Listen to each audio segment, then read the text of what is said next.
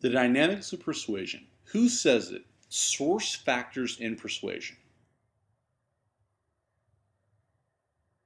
Here's our agenda. We're going to discuss charisma, understanding the communicator, authority, credibility, and social attractiveness. Charisma is a certain quality of the individual personality by virtue of which he is set apart from ordinary men and treated as endowed with supernatural, superhuman, or at least exceptional powers and qualities. The chemistry between speaker and audience is a product of a particular set of circumstances, psychological needs, and social conditions. Charisma involves a persuader's ability to command and compel an audience. Examples of people who have been widely assumed by both sides of the aisle as charismatic include Obama, Kennedy, Malcolm X, Jesse Jackson, Mandela, and Gandhi. In understanding the communicator, there's not one defining characteristic of effective communicators, but there are three fundamental communicator characteristics: authority, credibility, and social attractiveness. People tend to go along with authority figures hoping to obtain rewards or avoid punishment. With authority, people influence others through compliance. One of the most famous experiments done about authority was done by Stanley Milgram. It was designed to determine how far people will go in obeying an authority's directives to inflict harm on a protesting victim. It helped to illustrate the powerful impact that social influence can exert on behavior. One of the primary explanations that came out of these experiments was the power of the situation.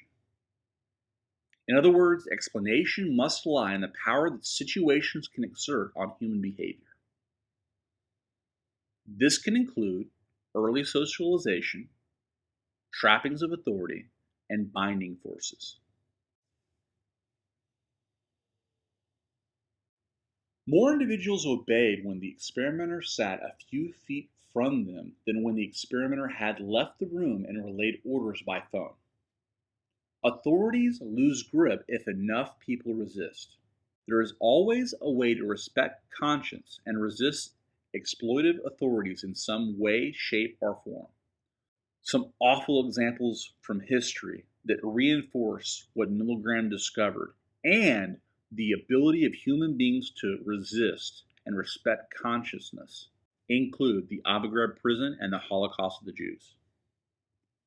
There was a 2009 replication article in the Journal of American Psychological Association published a major article by Jerry M. Berger on his replication of the Milgram experiment.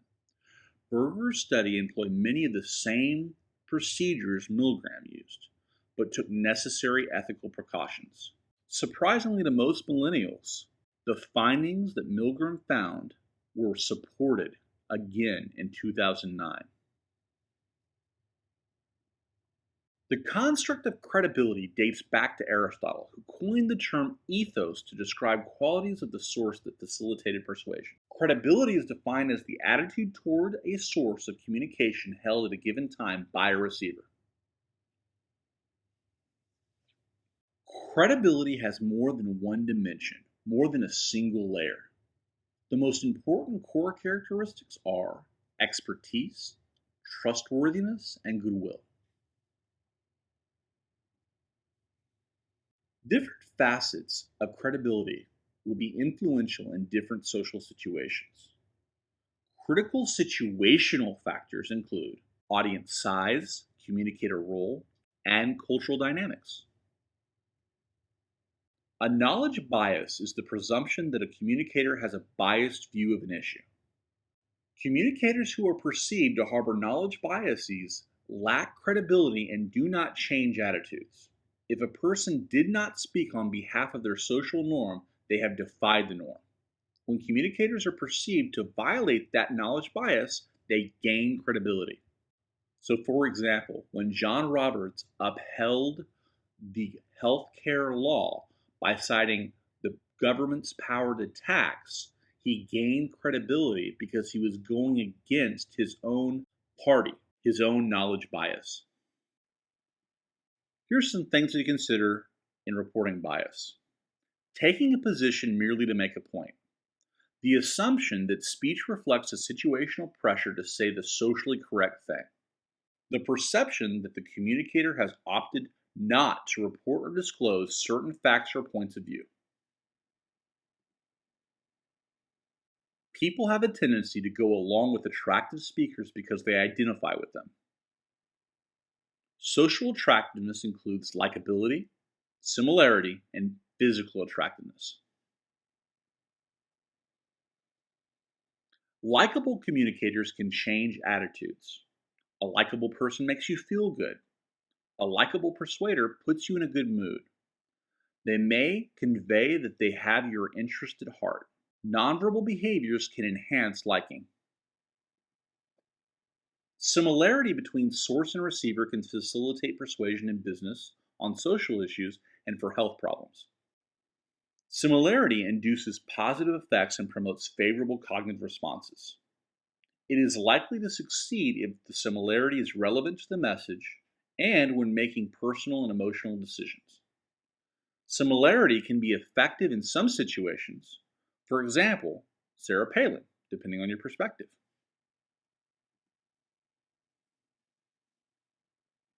Physical attractiveness does not change attitudes, but people are more likely to pay attention to attractive people.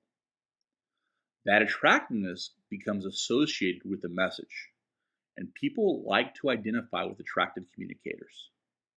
So consider the power of attention and the likelihood of individuals wanting to identify with attractive communicators. Physical attractiveness contextual factors. These can be effective when the communicator's goal is to capture attention. Can also be effective under low involvement. These can be a deciding factor when the communicator's physical appeal is relevant to the product or service. And it can influence opinions when it violates expectations.